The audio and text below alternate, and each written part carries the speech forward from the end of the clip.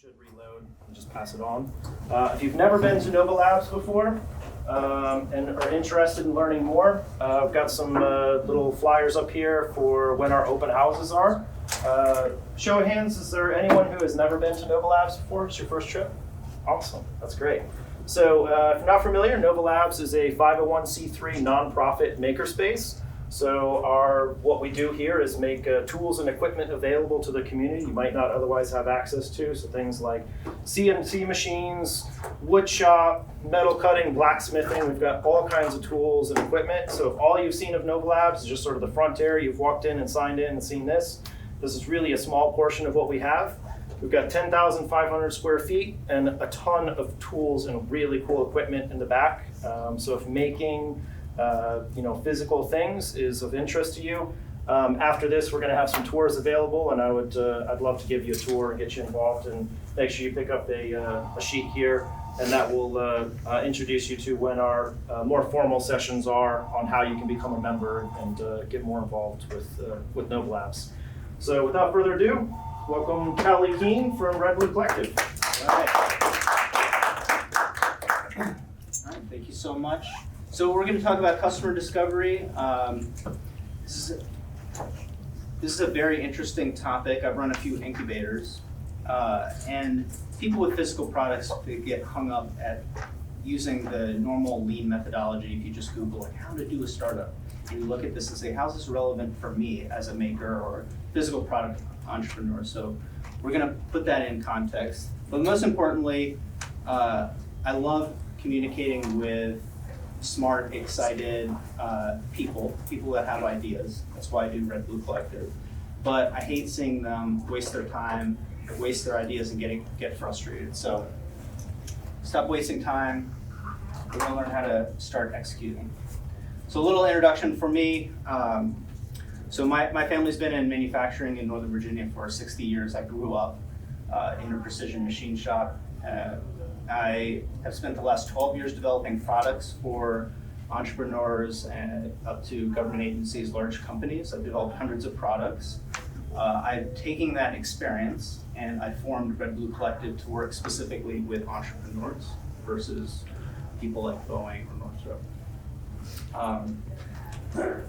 So what Red Blue Collective does is we scale physical product companies by eliminating the traditional bottlenecks that they have with access to resources, knowledge of the process. And so customer discovery, how does this whole business thing work? I'm going to lay a little bit of background on this, is that opposed to making or just manufacturing, what Red Blue Collective does is we build physical product businesses, right? So I'm very interested in the business portion of product development. You really will have a very difficult time realizing your idea without building an actual company, right? So this is kind of what people's cursory idea of what this process looks like. I call this the unholy dream, right? So the unholy dream is, I have an idea, everyone will love it. If I build it, people are gonna buy it, boom, I have a business. Maybe I'll talk to one of those businessy people later and they'll solve all of my sales and admin problems and all that good stuff. Never gonna happen, right? So then we get involved and we say, oh man, I need a little bit of prototyping. I'm gonna go to Nova Labs. I'm gonna go talk to an engineer. I'm gonna start getting in the weeds of developing a product. So I prototype, I refine it a little bit, and boom, I'm ready for mass manufacturing. Then we're right back to it. People are gonna love it. Boom, I got a business. I'm a millionaire. Never gonna happen, right? So then as we get involved, here's a little bit more of a nuanced view, right? We solve for science, we make some Frankenstein prototypes, right? We get an industrial designer, artsy guy, make it look cool, put it all together, package it up. Can we actually make it? You can make anything. We live in an amazing world, right? Looks like, acts like prototype, then we start talking to some people about making it, we go through different compliance, right? And then market ready product, boom, people are gonna look, we're millionaires, right? Wrong. That's what prototyping looks like. That'd be a nice future lecture, but it has very little to do with creating successful business, or actually very little to do with product development. What we're going to talk about is customer discovery. It's about in this area, this amorphous cloud area, right? So before we start spending a bunch of money, tricking people to join our team, all that good stuff, we're going to figure out what the hell we should actually be making. So prototyping is not product development. If I look at product development from a very high level view, it's these things. We want to build the right products. That's customer discovery. It's kind of what we're going to talk about tonight. And these aren't hard milestones. They're not hard phases. They're going to blend into each other. They're going to be iterative. But then we're going to build the products correctly. And that's prototyping, right? And there is a good process for that. It depends on what market you're in, but the process on the other page is pretty standard for a commercial product that would be mass manufactured. And then we're going to launch and create our business for scale. So we have to have an overarching strategy of how this business makes money, what we're going to do for next steps, and we'll talk a little bit about that later, but that's another topic. That's another topic. We're going to talk about customer discovery. So, all right. Now, what is customer discovery, right? So you can Google this, and you can get Steve Blank's book, Four Pillars. You can get reams and reams of information. You can watch YouTube videos. I'm not going to bore you with the stuff that's already out there. I'm going to give you some touch points that are relevant for physical product, and I'm going to give you my take. But the purpose is to discover and validate the right products for the right customer. All right, just like we were talking about earlier, $700 fidget spinner, right?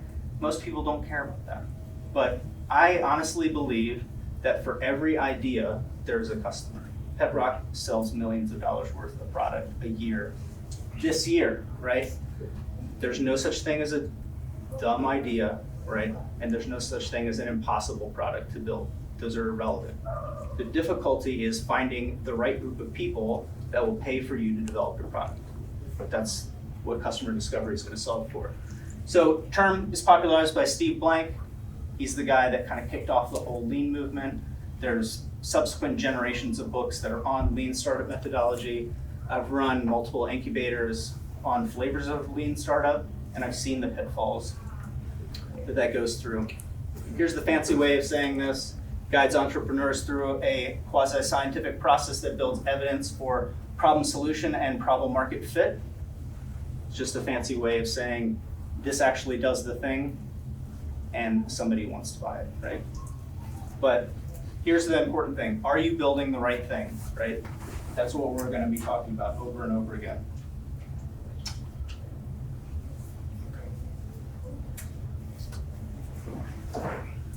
This is the pitfall, right?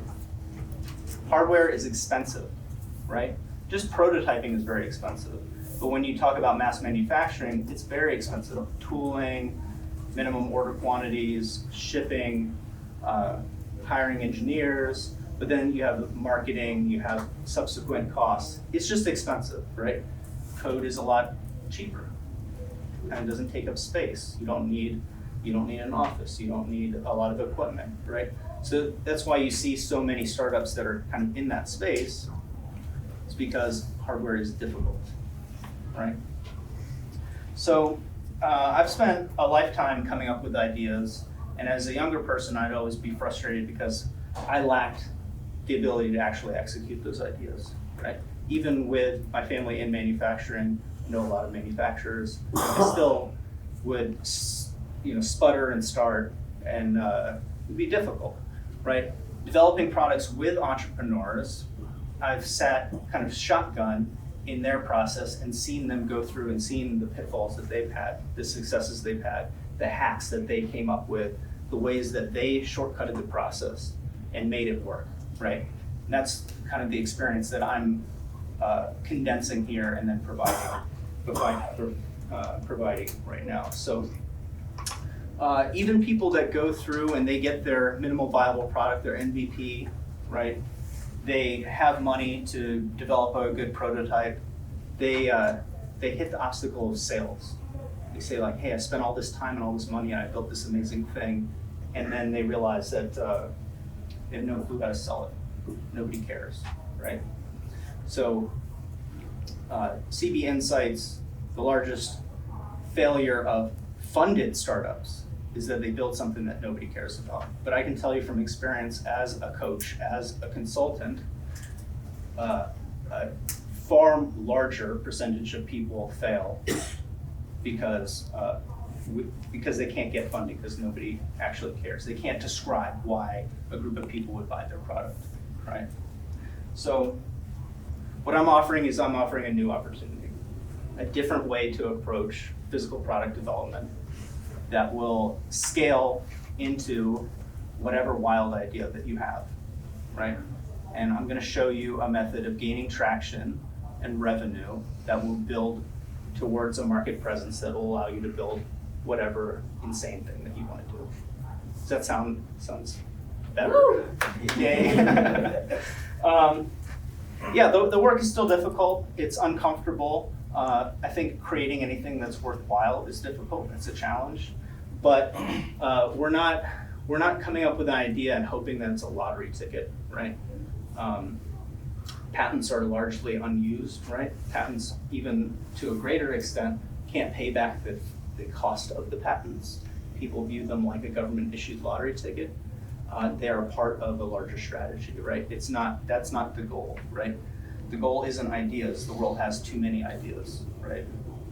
So what I'm gonna show is going to lower the overall time towards gaining revenue. It's going to protect your intellectual property, and it's gonna build a customer base that will allow you to scale a business and sell product after product instead of a single one-shot attempt, right? So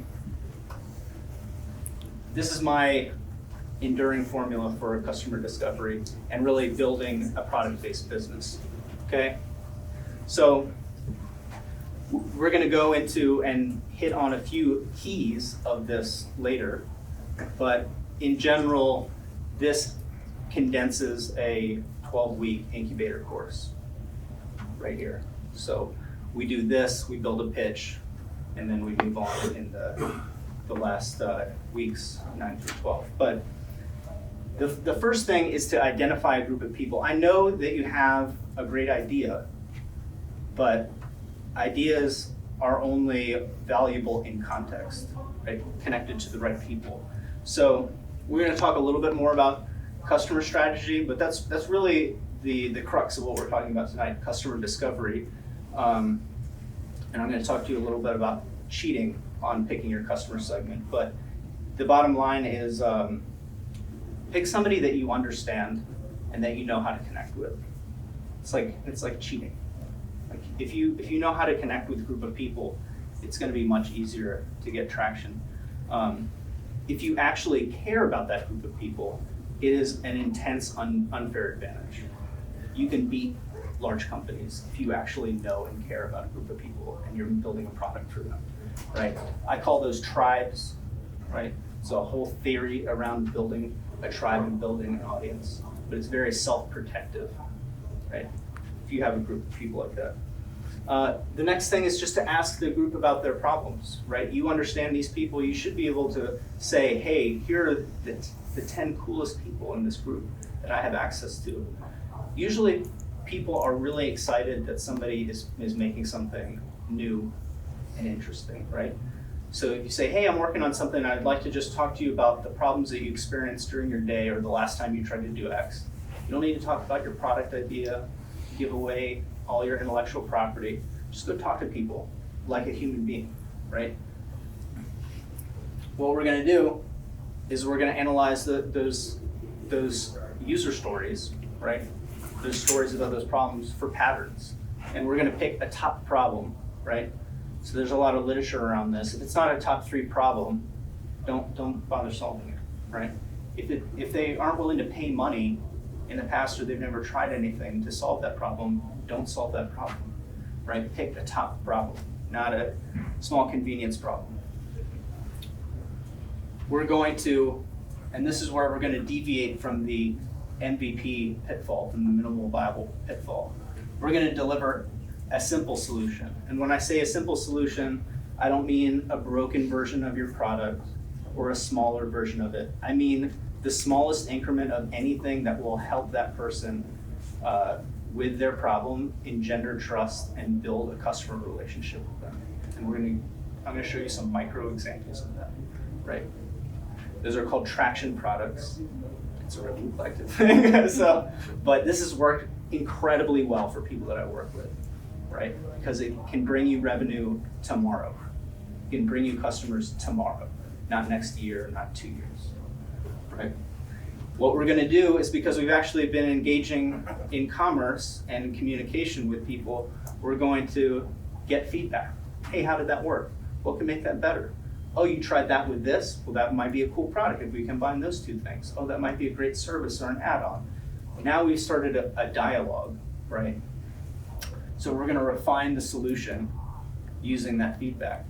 And in a deeper dive, the way that a business functions is the solution, because it has context with a group of people, the messaging is as much part of the solution as the technicality of a product, right? So think of a brand that you really like, something that you're passionate about. It could be like, for me, I like sneakers. Maybe it's a car company that you like. Maybe it's a motorcycle company. Something that's your hobby. For the person next to you, they don't give a shit about that. They don't, right? So like, there is something for everyone where they would pay double, triple, or it's the end all be all of their life and no one else cares. But when you communicate with somebody and you can learn the messaging, the words, the phrasing, and you can really hone that message, you're honing your product. You're making it resonate with someone on a deeper level. And that's how amazing brands are built, right? That's how you get that price elasticity. That's how you get fans versus just customers, right? You build a relationship versus a transaction, right? So we're able to do that in a week, not in 2 years. We don't deliver a broken MVP and embarrass ourselves. We deliver something that's valuable, right? As we engage these people and they're happy, we can talk about strategies of the people that are in that group, the cool people, the influencers. They will help you distribute your product. And people don't agree until this works. This is the Chris Bathgate thing, right? It 100% works because we built a relationship with them. They believe in us. We have a history of executing, and then we're able to leverage their expertise, their audience, their influence to then reach the larger tribe, like with fidelity. People believe that we're the person with the answer, right? And then we're going to be smart enough to know what we're doing, and then we can scale the sell of that solution. But then the important part is that we're going to iterate the process with new products. Like a product is a business strategy for a moment in time, right? No matter how much you love your product, the way that it is marketed will change. And it doesn't even matter if you think of a vintage product. So like mentioned a motorcycle, you say like, oh, but Callye, Indian motorcycles are the same. The way that they're marketed is different, right? The way that they're sold is different. You can take any product like that, and a successful company builds a business around delivering those solutions over and over again. They are constantly in this cycle of releasing and refining. So to get into I want to hit these key concepts, and then I want to open it up for a Q&A and really talk about it. I'd love to give you some initial strategies for getting out there and talking to people, and like how you can get that feedback really quickly. But a key concept that I have is that ideas are oftentimes our biggest obstacle, right? We fall in love with our idea, we think it's the best, but it's an ugly baby. We love it, everyone else knows. Needs some work, right? Needs to grow up a little bit, right? So what I say, the nice way of saying that, is that ideas are inspiration. They're the thing that get us up, they're the impetus to get started, but that's what they are. They're the start, right? They're an idea. They're not a business, they're an idea, right? And some ideas that we have are so powerful that we know, like right now, I'm immortal, I can't tackle that idea. But there is a way to get to that idea, So ideas are less important than action, right? And if we break ideas down into action steps, it never fails that through the customer discovery process, that action creates opportunities. You'll see features of your fantastic idea that you didn't see. You'll realize that it needs to be half as complicated as it needs. In the case of startups that I work with last year, you might even find a partner or an investor before you've even built your product, right? So I worked with somebody, they had their company purchased and they hadn't built their product. So it is possible because through this process of communicating, you're building exactly what someone wants. You're building their fantasy. You're communicating in their words, right? But if you're just talking about your idea, you're just talking about your thing. People won't understand what you're saying. So as we go out and we talk to people, this is an interesting. This is always interesting because we're going to talk about customer interviews really quickly, but I want to frame what a customer actually is, right? So I think most importantly, I didn't write it here, but your friends and family are liars, okay? They love you, right? They want to be kind. People, you say, oh, we live in such a bitter world. Like, oh, people are so mean. People are way nicer than they should be, right? Especially when you're in college, you're an entrepreneur, you're an inventor, you're starting. They just like you, right? They're like, I want to be you. I want to be in the solar challenge. That sounds really cool, And then you realize, like, maybe my mom's not going to be the best person to give me this feedback. So, yeah, they're liars. Real customers pay, and in this order, people will pay with time. Please don't waste people's time. No matter how lonely they are, their time is valued, right? More importantly, money has value, right? So money is the currency of business, that's great. But what's more valuable than money is reputation, right? So when we look at successful products with low customer acquisition costs, what we're looking for is people that will pay additionally with reputation. Hey, I just tried something, it was amazing. You gotta try it too. Let me buy one for you. Yeah. That's really cool. But that's how, when we really know that our product is working, people will refer the product. And if you're doing interviews with people and they pay, and you say, hey, can I follow up with you? Yes. Hey, you should talk to my friend? Yes. We know that we're really hitting a good stride. We've really hit a nerve, right? When we have that virality to something. But this is important. Like, you should be talking to people that could, in theory, give you money. That's what a customer is, not a random person on the street or in the mall or on the bike trail or whatever. They're people that you say, this group of people gets information from these people or this channel or like this event or this magazine or this social event. This is how I'm going to acquire these customers. Let me go try to talk to 10 of them like this.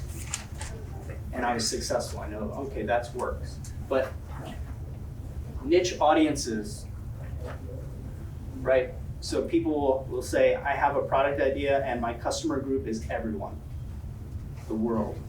It's really hard to market to everyone. Very difficult, right? Unless you have billions of dollars and you have very intense marketing strategy, everyone is not the best startup methodology. But if you look at Nike, Nike doesn't market to everyone. They take a core product and they tailor it. They say, oh, you're into this kind of training? You've got your own website here.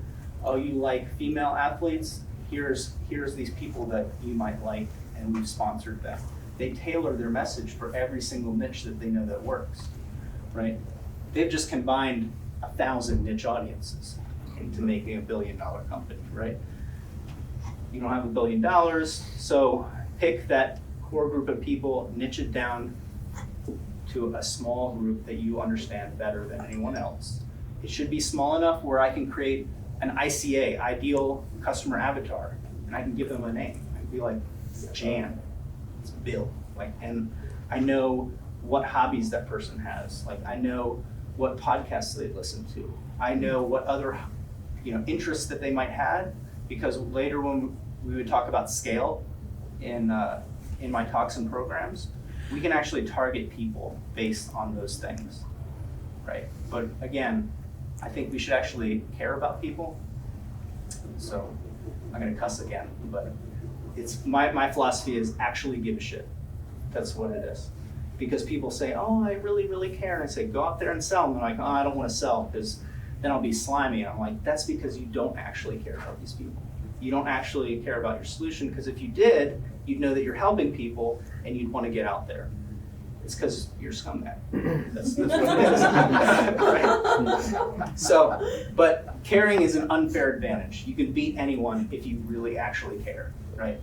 And not care in that kind of like weepy mopey way, but like actual emotional intelligence. I'm going to improve this person's life. You will be your own evangelist. You'll do it. Talking about customer interviews, people, if we've had a job, right, or we've been in college, like we know that we do the thing and we get graded, and that's it. You know, you turn in the report, on time, that's good, right? Business doesn't really work like that. It's more of a perpetual thing, right? So we kind of have this like protective ego shell that's built up, and we're like, well, what if somebody doesn't like my product? Thank God, right? And you're probably, if you know you're talking to the right group of people and they're giving you negative feedback, that's gold. That's what you want. You want to actually have honest feedback. Write that person's name down and say, hey, I just listened to you last week, the feedback. I've made some of those changes. Can I communicate with you again? That person's easier to convert into a customer and a fan because they spent the time to give you honest feedback, right? But like failure is not the worst outcome. The worst outcome is you spending your life savings or spending years of your time on an idea that nobody wants, right? It's easy to just say, well, that group of people doesn't like that idea. I'm gonna try a different group of people. I'm gonna go talk to 10 more people. You can do that. Just be prepared for, we're running an experiment and it wouldn't be honest science if we got a positive result every time, right? If we made assumptions and they were exactly correct. I can't think of any business leader from millionaire to billionaire to multi-billionaire that has that track record. So I don't expect why someone here would, right? So another key tip for interviews is go in and talk to people about their problems. I'm serious. Talk to them about their problems. Don't talk about your idea, your solution, not just from an intellectual property protection standpoint, because I really don't care about that. What it is when you say, I could solve that problem like this, you have collapsed all other possible realities into just understanding that one thing. The further conversation becomes about that thing and not about their needs, not about all the possibilities. You will eliminate any, you say providence, right? Any discovery, right? And we're doing customer discovery, not customer show how smart we are, right? Again, I'm gonna say it again. Friends and family members are liars. Like, I know it's really easy. You wanna call them up, tell them the great thing you're working on at Thanksgiving. Don't worry about it. The other thing that people wanna do is they wanna use SurveyMonkey and send out a bunch of surveys to email addresses. Don't do that. Like, when you talk to somebody, you build a conversation, right?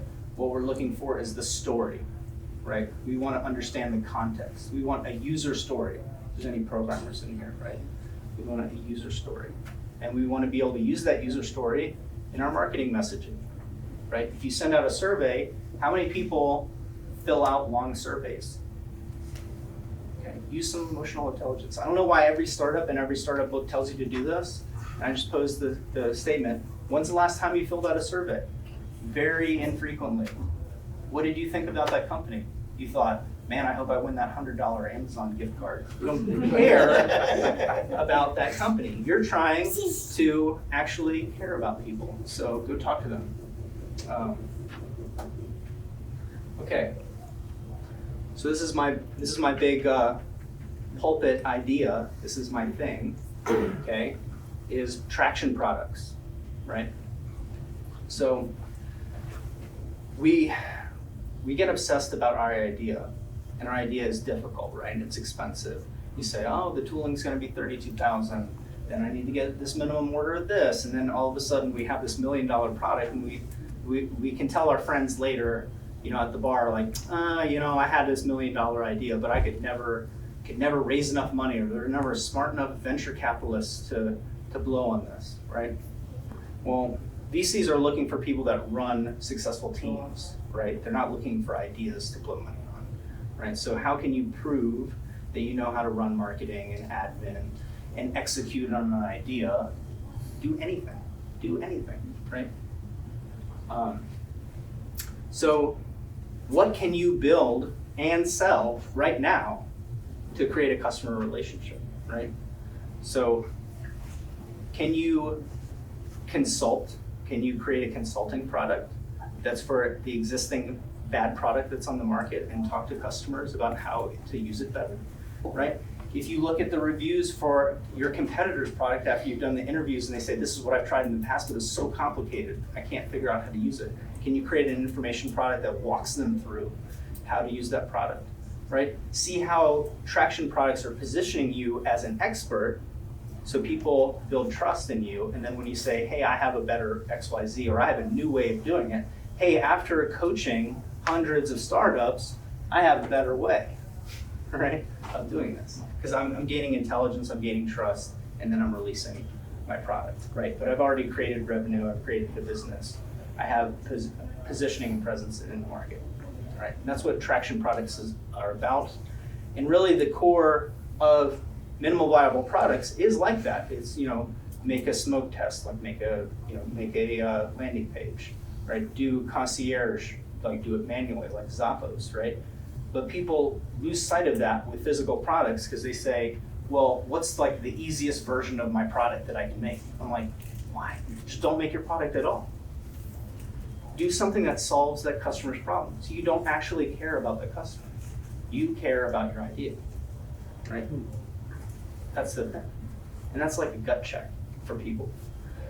Because there's an infinite set of solutions that will solve that group's problems, right? Your idea is one, and it's probably wrong, right? But we can be more right by doing anything, right?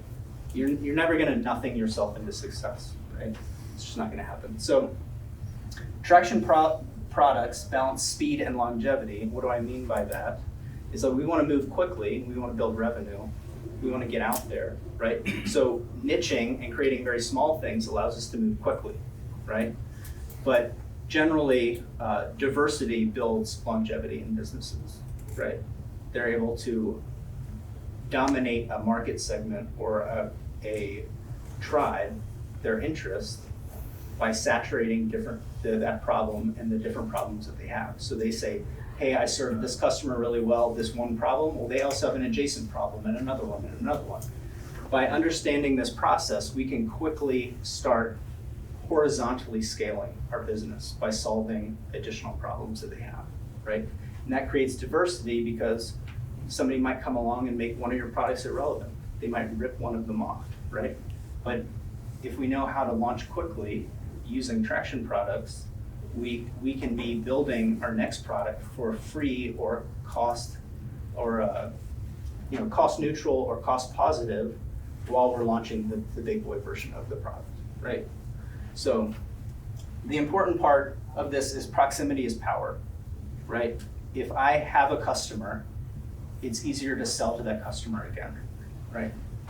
It's very difficult for me to say, hey, just sign up for a newsletter on my website and I'm gonna send you an email that you're not gonna read every couple of weeks until it goes in your spam filter, so then my actual email blast is ineffective, and then my real product's gonna come out sometime-ish, right? Which is what a lot of people do. And then they spend a ton on marketing and they don't know how to target. And I'm like, proximity is power. Make some sales. That brings us to the next thing. People hate sales. They just hate it, right? And I understand. I have a technical background. It took me a long time to get over myself and be like, I'm gonna be a dumber business person. So I'm not gonna be the protective, smart techie person. I'm gonna be a business person. It's a little bit more broadly focused. But the important part is sales is what really validates that it's a real customer, right? That's the end of it. Sales is the skill. There's no business that operates without sales, right? And that was like the revelation for me was this. Sales is not slimy if you actually care. If you actually believe that your product is great, you should really be your own evangelist for bringing it to people, right? And this is where it just falls apart. And maybe if you've done those traction products and you understand technical marketing things, this is a time where you look and say, hey, maybe I need a team member. I can prove that I know how to sell to this group of people. I can get a business person to help me, and they're going to be a little bit better at sales. But you definitely can't just outsource sales. And that is definitely, it's a very frustrating thing working in, whether here or with inventors, people in Silicon Valley, in incubators. They just say something like, well, we're going to get to this level of fidelity, and then we're going to hire a biz dev guy. I'm like, what's biz dev? I'm like, I don't know. It's like where you sell stuff, right? Okay, but it never happens because they've never communicated with a customer, so they can't really convince a senior level biz dev person, hey, you should leave your multi-six-figure job, come to my startup and work for free because my idea is really cool. It's very difficult. Anyways, so scale. The idea here is that we're going to grow in a number of different ways, right? But most importantly, we're going to grow iteratively through larger and trickier products, right? So instead of tackling that one thing that requires the millions of dollars of new product introduction costs, tooling costs, and all of that, we're going to have mapped out those 3 top problems that our customers have, and we're going to say, wow, that's a really good one. I think my idea fits into this perfectly, or the technology that I know really well fits into this perfectly, and that's going to be a great product to do in 2022 because I need this much money. How am I going to reverse engineer? I need 1,000 customers like this to sell to get this product off the ground. I need this much money in my war chest. So how am I going to reverse engineer that success with traction products? We're also going to grow from new niches, right? So we're smart, multifaceted people. I think there's very few people beyond maybe Olympiads that are singular focused people that only have one thing that they understand. Businesses are the same, right? Businesses do really well in a niche, but there's always the bigger niche, right? There's always the adjacent niche. So I use fitness as an example because you can niche way down. And people say, hey, this is a good product for people that go to the gym. I'm like, well, that's a lot of people, and that's a very crowded space. But if we niche down and say, this is a product for yoga moms that have fibromyalgia that use it for personal training, for PT. That's a very specific group of people, but that product is high value to them, but it would be applicable to people above, just regular yoga people. And then once I dominate that market, maybe an adjacent group, Pilates, or just gym goers in general. But if I go for that big thing at first, I'm gonna get nowhere. I'm gonna get crushed, right? So we can grow from new niches. So you can think of this as this is a series of circles. I have those laser cut panels out there. That says scale. You see the circles getting bigger. That's what it is. Bigger, bigger, bigger. But we can also grow laterally, different niches. We can iterate there.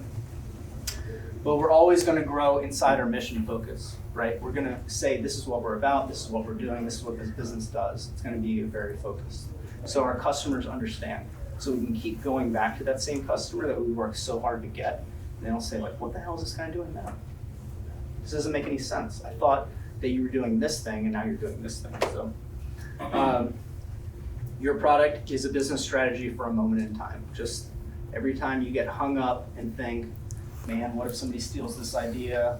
Or how am I going to implement this? Just that can be your mantra, right?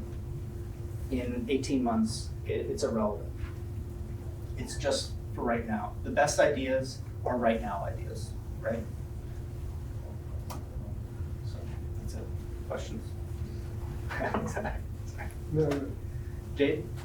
So customers are different from users, and knowing the difference between one has been a tricky thing for me. Yeah. In the sense of going into a newer market that you don't have the most experience with, but you already have validation that your product has value. Yep. And uncovering who it is and getting those contacts, how would you suggest further delving into that world of Okay. like real customer discovery when you've already discovered that Yep. sometimes it's different between user and customer? Yeah, and of course we've seen a lot of companies, probably most prominently Facebook, right? Who had a lot of users and people said, well, they have no customers, they're not gonna make any money. But they had a plan, right?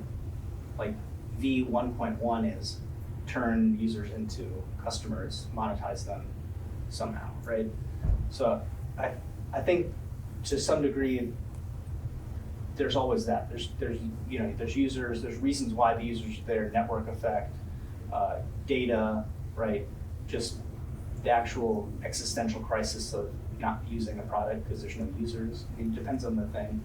But I stress when people are getting started, if it solves a problem, that there's somebody that's gonna provide some type of transaction. So users are still transacting, and they can transact with reputation, like referral, or with time, right? So with Facebook, you had virality of reputation and time, right?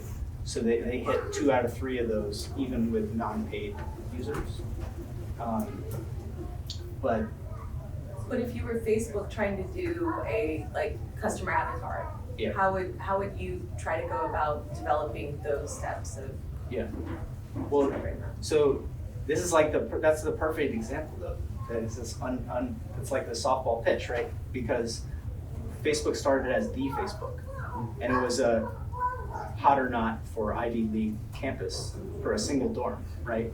So this is my point, is like to prove that something works and somebody cares, we can be hyper focused and we can scale out of it. So like my dorm, my school, the adjacent school, let's talk to people, what features do they want, and start agilely expanding features, as they go. But it literally was the same website as hotornot.com at first, right? The Facebook. So for every example of that, there's an example of somebody that wants to be like, oh, I'm going to build the next Facebook, and I'm like, you want to build the success of something that's already established, that's already has, there's been so many like Instagram knockoff software, and they're like, we're going to be like Instagram but with more features. I'm like, Instagram's already Instagram with more features, right? You need to be something else, right? But eventually one of them might work, but they burn through an immense amount of capital and then nobody cares still. So that's like a differentiation thing, but I don't know. I need like a specific user versus customer story. I just know that for physical products and for like information products, it's like I try to get somebody to pay with one of those 3 currencies, right? Well, so an exact example would be like when I would develop that autistic device for kids on the autism spectrum, right? Okay. Where I thought I was designing the device for the children, but when I was selling it, I had to convince the parents. It's Yeah. not like the user and the customer is completely different. Yeah. And knowing kind of when to switch, but also like how to research what specific things should you be looking for when you're diving into. I understand what you're saying now. Yeah, so you see that in a lot of B2B products as well, right? So it's like, I'm the tech person, I'm the secure person, and maybe they have some decision-making power. Steve Blank actually does this really well with sales roadmaps, so breaking it down into decision-making sales roadmaps and trying to find for this group of customers, this is the things that I need to appeal to different groups. But that's where our messaging comes in. If you're going to communicate with moms, though, they're going to frame it into a context that they think makes sense for them, their website's gonna be devoted for them. Then it would be more like we're developing this product and we're gonna use users to prove, like, we're gonna prove problem solution fit, but not product market fit. Because product market fit is gonna be all, it's like, you know, emperor mom is making a decision, right? It just has to be a good product. So it's more like, that's more like on the prototyping technical feasibility side of things. But as far as like messaging goes and payments go, if that messaging doesn't resonate with the decision maker, it's not really gonna, it doesn't matter how good the product is, right? Yeah, so finding the decision maker. Yeah, so like definitely on the interview side, you would be building products for them to digest, and then building products where you could then engage the users and then build something that's, you know, that's good. But you gotta get those testimonials, right? Yeah, yeah. Yeah. Serge? So you told us about ideas and catch-22 about ideas. You have many ideas, but basically the world doesn't care much about those ideas, or Yeah. maybe it takes you a long time to find those people who will care about ideas. There would be the same catch-22 with problems, because like you can conduct an interview, find out a bunch of problems potential customers have, Yeah. and you cannot even solve those problems, or your solution is completely different. So you cannot able to solve those problems or help that customer in any way. So Yeah. how do you, So that- you're wasting customer time by So interviewing? that's gonna go into speaking to the right customer, right? And then how you're conducting your interview and how you're framing your questioning. So when I have people do customer interviews, we ask 3 magic questions. And that's it, right? You can do a long interview. I find that the longer the interviews are, the less relevant the answers are. But when you ask somebody about their problems, you can frame it with domains, right? So you won't say like, Serge, what problems do you have? You're just gonna list random things. But if I say, Serge, what problems do you experience or have you experienced in the past while doing this, right? And that's the domain that I'm solving for. So I'm gonna learn a bunch of your problems. But what I'm trying to do is I'm trying to hone down a customer segment that I understand that I have access to, which is what's important. Because what you said, I've never had anyone experience that ever, because I ask people to go talk to 100 customers, and I very rarely had somebody talk to 100 customers, because they can't access them. If they talk to 10, I'm amazed. If they talk to 20, I'm like, congratulations, you're gonna be a millionaire.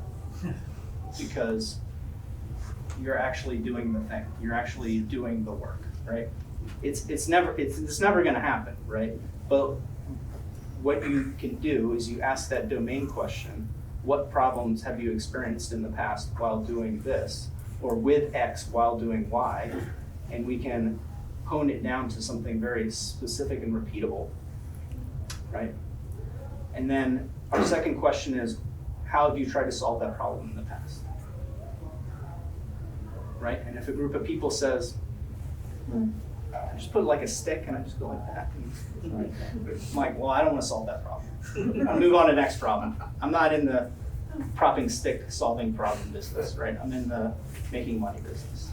So that's the second question, is figuring out what the value of it is. It also gives me some competitive analysis, shows me where their head's at, maybe like how much of a budget that they're willing to spend, get great feedback. But generally, if they haven't tried to solve that problem in the past with anything, then they don't spend money. They're not a customer. I'm talking to the wrong people. So like I can talk to the wrong people through the wrong channels, right? Or I can talk to the wrong people. They could be the right type of person, but I'm approaching them in the wrong venue, right? Or it's just not specific enough. Generally, people have a problem identifying their customer segment, who actually has the highest value version of that problem, because Jade's heard me say this a million times, but if I have a glass of water and I hand it to somebody drowning in a pool, I'm an asshole. Right? If I have a glass of water and I give it to you and you're thirsty in the desert, I've just saved your life. The product's the same, right? Product is the same. But by going through this process, we can identify customers that have problems that we can solve, but also at a certain point, your idea is wrong. Like, and I want to stress this, 100%, if you've come up with an idea, it is incorrect, okay? Your idea is shit, right? It's only worth it in context, right? So like, as you get context, you're gonna get a better product. One, because it's actually gonna sell, right? Instead of sit there. But like, you know, problems have context. They have a person, they have a situation, right? Ideas are amorphous things. But by asking those two questions, we can see, am I talking to the right group of people? The third question is, can I follow up with you? Most often, people say yes. So I say, hey, I contacted 100 people, 10 people actually let me interview them. So I kind of know how interested they are. But all 10 really wanted to follow up with me. And actually, 2 of them gave me referrals. So I interviewed 12 people out of 10. That's great. That's awesome. Now I have a little virality. I know that I'm talking to the right group of people because 10% is amazing, right? 120% is amazing, right? But that's what we're trying to do. We're trying to figure out, are we talking to the right group of people? If we have a specific idea, we're going to make a hypothesis. I believe that people that look like this will want my idea. So I'm going to go ask them questions and figure out, do they actually have the problem and is it valuable enough for me to solve? That's how marketing works, right? So people think, Callye doesn't know what he's talking about. I'm just going to build my thing. And then they realize that when you go to market your product, that's exactly how marketing works, and I should have done it when it was free, right? Because you think like, okay, now how do I market and sell this product? I got to think of somebody that actually wants this thing. But now it's already built, and it can't be changed. It's very difficult. Yeah, I got the, this might be interesting for you, I guess. I have the reverse problem. Okay. So, quick background, I was in the military, I was a bomb tech, so I think a little different dealing with that. Awesome. Studied philosophy and psychology as my background, so I always kind of focused on core human stuff. So anyway, with that background, people around me would state an issue, or I just overhear it, quickly help them come up with a plan, usually visually, like on a piece of paper. Yep. Fast forward a little, started doing real estate as a side hustle because it's easy to make money, Yep. especially around here. Anyway, currently I work for the government doing bomb stuff still, so super tied up with that.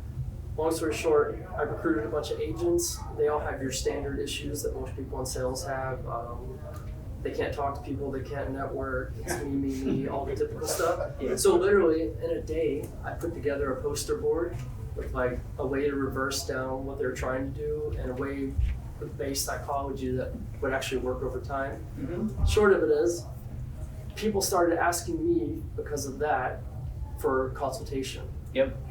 No business background, so I talked to people, got a website going, but at the end of the day, too many requests, couldn't do it. People that wanted help, the amount of money I had to charge them to be there didn't make sense for me or them. Yep. So I don't want to pay someone. Anyway, fast forward a little more, people are asking us to buy something that I was giving away for free. So I will give away a PDF of the thing Yep. with a 6-page user guide, 100% for free.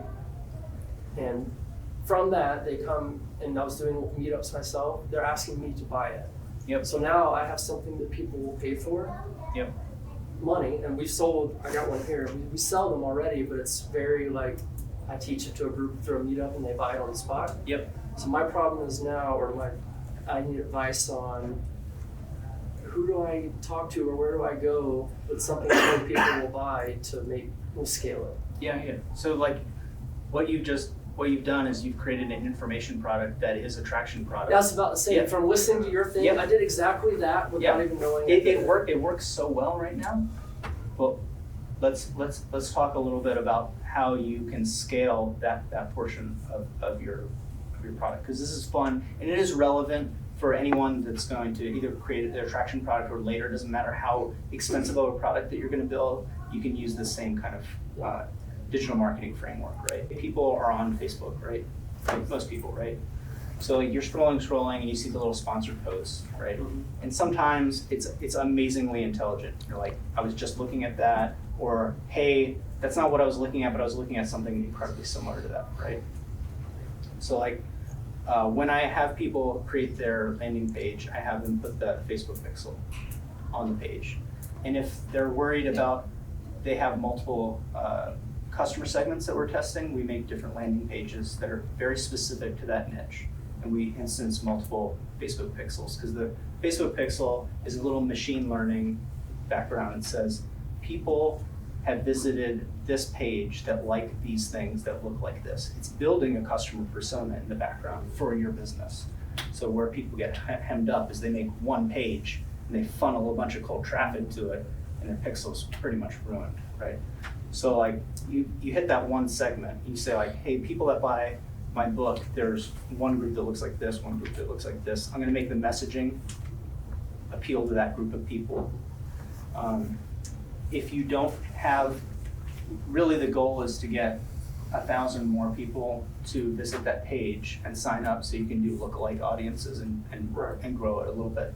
If you can't do that, there's ways of driving cold traffic from like Instagram influencers, Facebook influencers, so you know that, hey, for $120, I just got 1,000 people to hit my page. I got 20% conversion on that, but like now I'm charging up the brain of a pixel. Right. The correct people are going to there, and we can run ads. But what you're already doing, is a lead magnet. Right. Right. Can I tell you what I'm going to do? So Yeah, I started at my real estate office. I have access to a classroom. Yep. Right. So I'm going to teach a class like I normally do, but this time I'm going to film it, kind of like this. Okay. And then I'm going to show people using it. And what you said, I take that film and then basically just push that across the internet, and then all the people that see it will be like, hey, we like that, makes sense, click buy. Because that's what I'm planning to do, like right this second. Okay. Is that kind of what you were just talking about? Yeah. So there's some nuances that can help it get to another level. Somebody that I really like, and they do a book funnel, so you can get a free book, is Russell Brunson. Get his book, Expert Secrets, and his expertsecrets.com secrets. And you'll see instantly what he does is like, you sign up for the book that's free, and then he's gonna try to upsell you, like, hey, get this thing. You don't have to get it, right? You pay shipping.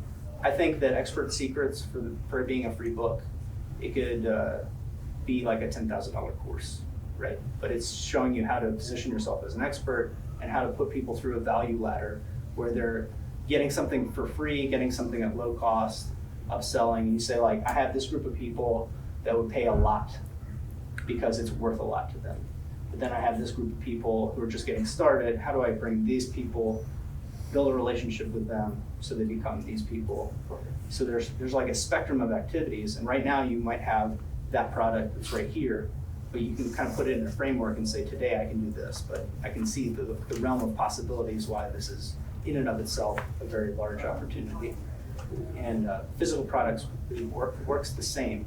This is what the idea of traction products is. It drives me nuts because people are trying to build like a whole robot. I'm like, you could build something that's small next week and get customers. Like, Do you know the metric percentage? Let's say if I teach this to 20 people and half the room or more buy it on the spot. Yeah. Is that like, what percentage on a cold presentation are you So looking for? The event is free, and then It's free. It's I like- give away the version I can afford, which is like a ledger size at 22 cents. I Yeah. will give that away for free. 22 cents per. I won't give them the guide because those are $2 to produce, but I'll give them the tool for free and I teach it. Yep. And even with that, half the room or more, up to 70%, still opt to pay $40 for the full one, which is just 24 by 36.98. Okay. So I guess I'm trying to capture that digitally. Yeah. Which is Well, look. So Russell Brunson's product is called ClickFunnels, and like he gives away a ton of information that's on how to do marketing funnels, which is one, how to turn cold traffic into customers, but it's also how to get people into that value ladder where you say like, I'm giving away a free PDF, with shipping, I'm giving people a free book. Then I'm saying, hey, but if you buy this, you're going to get the the video series, which is basically the book, but you giving it more context. Then if you pay more, you're going to get the consulting call with me, and if you pay more, you're going to get the, you know, the mastermind or the event or the, you know, personal coaching or whatever. There's a series of things. There's always something more that you can provide. What I don't like about this is there's easy ways of making it look pretty scammy, right? What I don't like about it, right? What I do like about it from a business owner perspective is that it gets you in front of as many customers as possible. So you're going to be able to develop more information products and improve your information products at a rate that no one else can compete, right? And if you're taking that knowledge and then applying it in person or locally, you're going to crush everyone in that market. Like if you're using it to then, you know, train your own people, you're going to have people that want to work for you. They're going to, you know, there's so many side benefits to doing this because you're positioning yourself as an expert. Well, thank you. So when we do one more question after What's this, the guy's last name? Russell, Brunson. Runs. yeah, after this, anyone who's new would like to do a tour of Nova Labs, we'll have someone to take you around. It's called Expert We do have pizza and drinks, so please stick around. I know Callye is going to stick around, and if there's questions we're not going to get to here publicly, feel free to hit them up after we sort of break here. But we'll do one more public question, and then we'll stick around for private questions. So you said in scaling, you grow from iteratively more valuable products. Yeah. That's kind of ambiguous. Are you starting like with the cheap product and getting more, or doing something like Tesla-like, where you're starting with the expensive select one and trying to expand? So value is a formula, right? So value is going to be the profit times the market times the occurrence, right? So like you could instance value, and if it's a one-time thing in a niche audience, you can say it's a one-time shot. So value might equate for an information product literally is cost because there's no overhead, right? But for a physical product, there will always be an idea after you talk to people where you say, man, that's the thing. A lot of people are going to really like that idea, but I can't do it because of this. Because I don't have the money, I don't have the resources, I don't have the cloud, I don't have the reach, whatever. There's always going to be that thing. That's one of the biggest advantages of talking to people, is that you're going to see your roadmap laid out in front of you, right? But so I wouldn't use the word cheap, but it's more like accessible, right? So we look at that and we say, hey, there's always something that's more valuable down the road. And you could, for that case, say bigger, but if we look at niching out, that's where the value also comes, is say like, hey, if I can dominate this niche, and I can dominate this niche, I can like approach a bigger market and a subsequently larger market.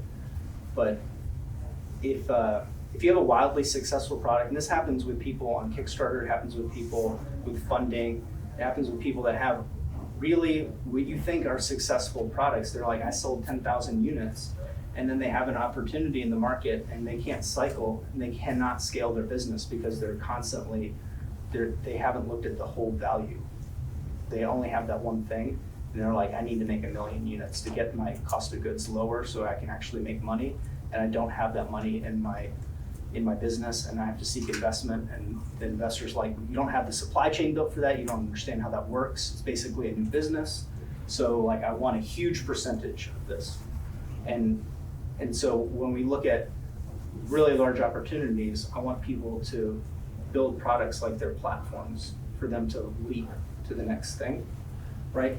When we built products in the past, like the Revolve Makers products, I made that so we could be affordable by making a very small group of products. They had really high margin, they're handcraft, and then we could scale that laterally by different collaborations, but I didn't have to scale by volume, right? So there was that opportunity to be able to do that, but like the highest value thing meant that I had the lowest administrative cost, the lowest holding or inventory cost, because this is the right size product for a time, I guess.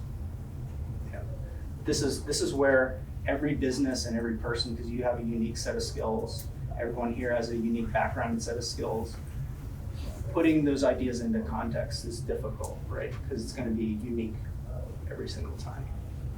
But think of it more, there's something you can do next week to get a customer. There's something that you can do next decade to get a customer, right?